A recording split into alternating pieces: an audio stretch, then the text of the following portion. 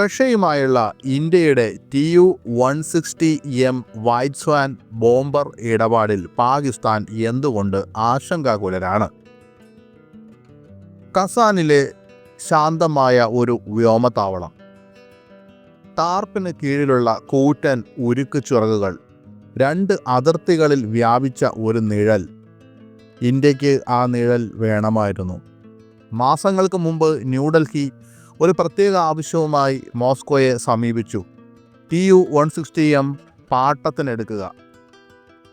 White swan മേഘങ്ങളെ ഭേദിക്കുന്ന വേഗതയും സമുദ്രങ്ങളെ മറികടക്കുന്ന ദൂരവും, ഒരു സിറ്റി ബസ്സിനേക്കാൾ ഭാരമേറിയ പേലോഡുമുള്ള ഒരു യന്ത്രം.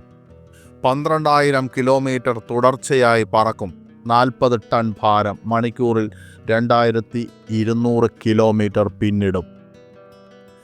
റഷ്യ ഇന്ത്യയുടെ ഈ ആവശ്യം ശ്രദ്ധിച്ചു. കരാർ മുന്നോട്ട് നീങ്ങി. പേപ്പർ വർക്കുകൾ മുന്നോട്ട് നീങ്ങി. പദ്ധതികൾ, വാഗ്ദാനങ്ങൾ എല്ലാം ഫലപ്രദമാകാനുള്ള എല്ലാ സാധ്യതയും ഒത്തുവന്നു. ഒരു ധീരമായ ആശയമായിരുന്നു ഇന്ത്യയുടെ.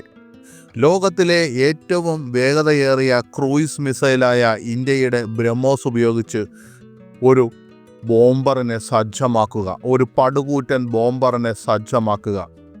ഒരു ബോംബർ വിമാനവും ഒരു മിസൈലും ഒരുമിച്ച് ഒരു സന്ദേശം. പക്ഷേ നിർഭാഗ്യമെന്ന് പറയട്ടെ, അവസ്ഥകൾ മാറി. ഉക്രൈനും റഷ്യയും തമ്മിലുള്ള യുദ്ധം അങ്ങനെ നടക്കുകയായിരുന്നു. പെട്ടെന്നാണ് റഷ്യയ്ക്ക് തിരിച്ചടിയായിക്കൊണ്ട് ഉക്രൈൻ്റെ മാരകമായ ഡ്രോണാക്രമണങ്ങൾ നടന്നത്. റഷ്യൻ താവളങ്ങളിലേക്ക് ഡ്രോണുകൾ ആഴത്തിൽ ഇരച്ചുകയറി. പാർക്ക് ചെയ്തിരുന്നതും പഴയതുമായ TU-160M വിമാനങ്ങൾ പലതും തകർന്നു. എന്നാൽ ആ ബോംബർ വിമാനങ്ങൾ കയറ്റുമതി സ്വപ്നങ്ങളായിരുന്നില്ല. അവ റഷ്യയുടെ മുൻനിര കവചങ്ങളായിരുന്നു. അതിനുശേഷം മോസ്കോ തങ്ങൾക്കുള്ളിലേക്ക് നോക്കി, മുൻഗണനകൾ മാറ്റി. കസാനിൽ പ്ലാന്റ് മന്ദഗതിയിലായി. റഷ്യയ്ക്ക് നേരെ ഉപരോധങ്ങൾ വന്നു. ഇലക്ട്രോണിക് ഉൽപ്പന്നങ്ങൾ കിട്ടാതായി. ഉൽപാദനം ചുരുങ്ങി. ഇന്ത്യ ആഗ്രഹിക്കുന്ന ആ വിമാനം വൈറ്റ് സ്വാൻ, അത് റഷ്യയ്ക്ക് ഒരു വലിയ ആവശ്യകതയായി തുടങ്ങി. ഇന്ത്യയുടെ സുരക്ഷാ ഉദ്യോഗസ്ഥർക്ക് ഈ രീതി മനസ്സിലാകും. ഒരു വശത്ത് പാകിസ്ഥാൻ്റെ ഭീഷണി, മറുവശത്ത് ചൈന സമ്മർദ്ദം ശക്തമാക്കുന്നു. ഒരു ദീർഘദൂര ബോംബർ വിമാനത്തിന് ശത്രുക്കളുടെ നിലപാടുകൾ മാറ്റാൻ കഴിയും. നിലവിലെ ഇന്ത്യൻ സ്ക്വാഡ്രണുകൾ സുഖോയ് 30 MKIകളും റാഫേലുകളും ഉൾപ്പെടുന്നു. വളരെ നല്ല വിമാനങ്ങളാണ്, പക്ഷെ വേണ്ടത്ര ദൂരമില്ല.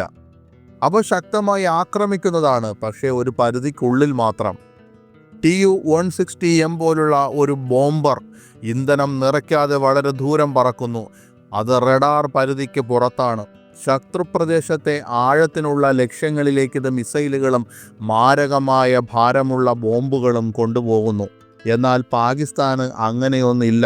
ചൈനയ്ക്കും അങ്ങനെയൊരു വിമാനം ഇതുവരെയില്ല.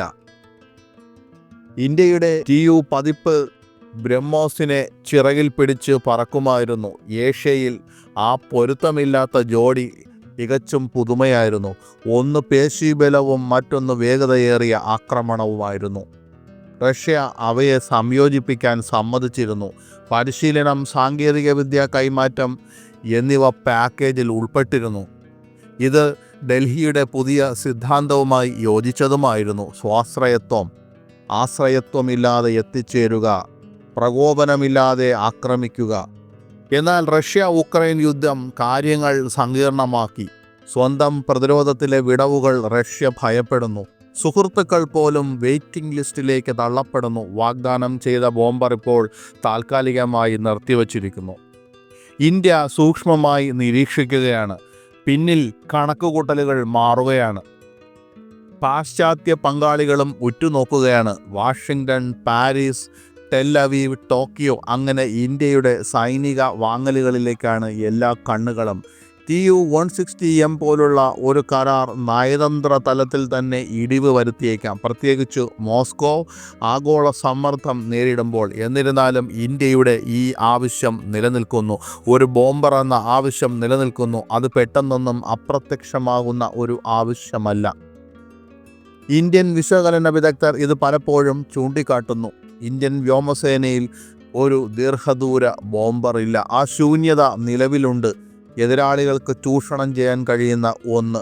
ബ്രഹ്മോസ് മിസൈലിനെ കൊണ്ട് മാത്രം അത് നികത്താൻ കഴിയില്ല. അത് മാത്രമല്ല, ജെറ്റുകൾക്ക് ബോംബറിന് പകരമാകാനും കഴിയില്ല. എന്നാൽ വൈറ്റ് സ്വാൻ ബോംബർ വന്നിരുന്നെങ്കിൽ അത് സാധിക്കുമായിരുന്നു. ഇപ്പോൾ ആകാശം കൂടുതൽ ശാന്തമാണ്. പക്ഷേ അവ അധിക നേരം അങ്ങനെ നിലനിൽക്കണമെന്നില്ല. പെട്ടെന്ന് മഴക്കാർ ഉരുണ്ടുകൂടിയേക്കാം, ഇടിമിന്നലുകൾ പ്രവഹിച്ചേക്കാം. ശത്രു രാജ്യങ്ങളിൽ മിന്നൽ പിണറുകൾ നമുക്കും സൃഷ്ടിക്കേണ്ടതുണ്ട്. എന്താണ് ഈ വൈറ്റ് സ്വാൻ ബോംബറിൻ്റെ ഇത്ര വലിയ പ്രത്യേകത? TU-160 ഒരു supersonic variable sweep wing heavy strategic ബോംബറാണ്. 1970 സോവിയറ്റ് യൂണിയൻ്റെ ടുപോളേവ് ഡിസൈൻ ബ്യൂറോയാണ് ഇത് രൂപകൽപ്പന ചെയ്തത്. ഇതിൻ്റെ ആദ്യ വിമാനം 1981 ഡിസംബറിൽ പറന്നു. 1987 മുതൽ റഷ്യൻ എയറോസ്പേസ് ഫോഴ്സിൽ ഇത് തുടർച്ചയായി വിന്യസിക്കപ്പെട്ടു. TU-160 ബോംബറിൻ്റെ 9 പരീക്ഷണ വിമാനങ്ങൾ നിർമ്മിച്ചു. റഷ്യയ്ക്ക് നിലവിൽ 16 ബോംബർ വിമാനങ്ങളുണ്ട്. 50 എണ്ണം നിർമ്മിക്കാൻ പദ്ധതിയിട്ടിരുന്നു. 2016 മുതൽ റഷ്യൻ വ്യോമസേനയുടെ ലോങ് റേഞ്ച് ഏവിയേഷൻ ബ്രാഞ്ചിൽ 16 വിമാനങ്ങളുണ്ട്. റഷ്യയുടെ സൈന്യത്തിൽ 50 പുതിയ TU-160M ബോംബറുകൾ കൂട്ടിച്ചേർക്കാൻ പദ്ധതിയിടുന്നു. 4 പേർ ചേർന്നാണ് ഒരു വിമാനം പറത്തുന്നത്. ഇതിലൊരു pilot, co pilot, Bombardier, defensive system officer എന്നിവർ ഉൾപ്പെടുന്നു. ഈ വിമാനത്തിന് 177.6 അടി നീളമുണ്ട്. ഒരേ സമയം 12,000 കിലോമീറ്റർ പറക്കാനുള്ള കഴിവുണ്ട്. ഇതിൻ്റെ ചിറകുകൾ 182.9 അടിയാണ്. 43 അടിയാണ് ഇതിൻ്റെ ഉയരം. 1.1 ലക്ഷം കിലോഗ്രാമാണ് ഒരു ആളൊഴിഞ്ഞ വിമാനത്തിൻ്റെ ഭാരം. 40,026 അടി ഉയരത്തിൽ പറക്കാൻ സാധിക്കും. മണിക്കൂറിൽ 2220 കിലോമീറ്റർ.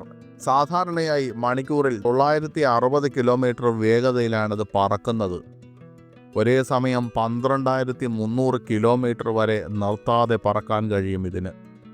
2000 കിലോമീറ്ററാണ് ഇതിൻ്റെ യുദ്ധപരിധി. സബ്സോണിക് വേഗതയിൽ ഇത് 7,300 കിലോമീറ്ററാക്കി ഉയർത്താം.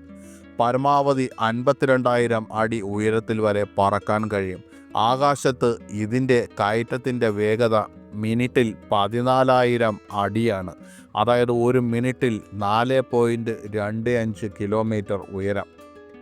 TU-160 45,000 കിലോഗ്രാം ഭാരമുള്ള ബോംബ് വഹിച്ച് പറക്കാൻ കഴിയും. അതിനുള്ളിൽ 2 റോട്ടറി ലോഞ്ചറുകളുണ്ട്. ഓരോ ലോഞ്ചറിനും ഭാരമുള്ള ക്രൂയിസ് മിസൈലുകളും ആണവ മിസൈലുകളും ആണവ ബോംബുകളും എല്ലാം തന്നെ സംഭരിക്കാൻ കഴിയും. ഈ വിമാനം ലഭിച്ചിരുന്നെങ്കിൽ ഇന്ത്യക്ക് എത്തരത്തിലായിരുന്നു ഇതിൻ്റെ പ്രയോജനം? നാഗ്പൂരിലും തഞ്ചാവൂരിലും ഒക്കെ ഈ വിമാനങ്ങൾ വിന്യസിച്ചാൽ ചൈനയിലേക്കോ പാകിസ്ഥാനിലേക്കോ ഒറ്റയടിക്ക് പറക്കാൻ സാധിക്കും. ഹിമാചൽ, ബീഹാർ, ആസം, നാഗാലാൻഡ്, അരുണാചൽ പ്രദേശ് എന്നിവിടങ്ങളിൽ ഇവ വിന്യസിച്ചാൽ ചൈനയ്ക്കുള്ളിലെ ഏത് നഗരത്തിലും ചെന്ന് ബോംബിടാൻ സാധിക്കും. ദക്ഷിണേന്ത്യയിലെ ഏതെങ്കിലും താവളത്തിൽ വിന്യസിച്ചാൽ ഇന്ത്യൻ മഹാസമുദ്രത്തിൽ ചൈനയുടെ പ്രവർത്തനം നിലയ്ക്കും. ഇതിൻ്റെ സഹായത്തോടെ ചൈനയുടെ നാവികസേനയെ വരെ ലക്ഷ്യമിടാൻ കഴിയും.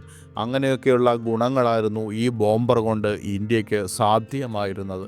എന്നാൽ നിർഭാഗ്യമെന്ന് പറയട്ടെ, ഉക്രൈനും റഷ്യ യുദ്ധം എല്ലാ പ്രതീക്ഷകളെയും താൽക്കാലികമായി മന്ദഗതിയിലാക്കിയിരിക്കുകയാണ്.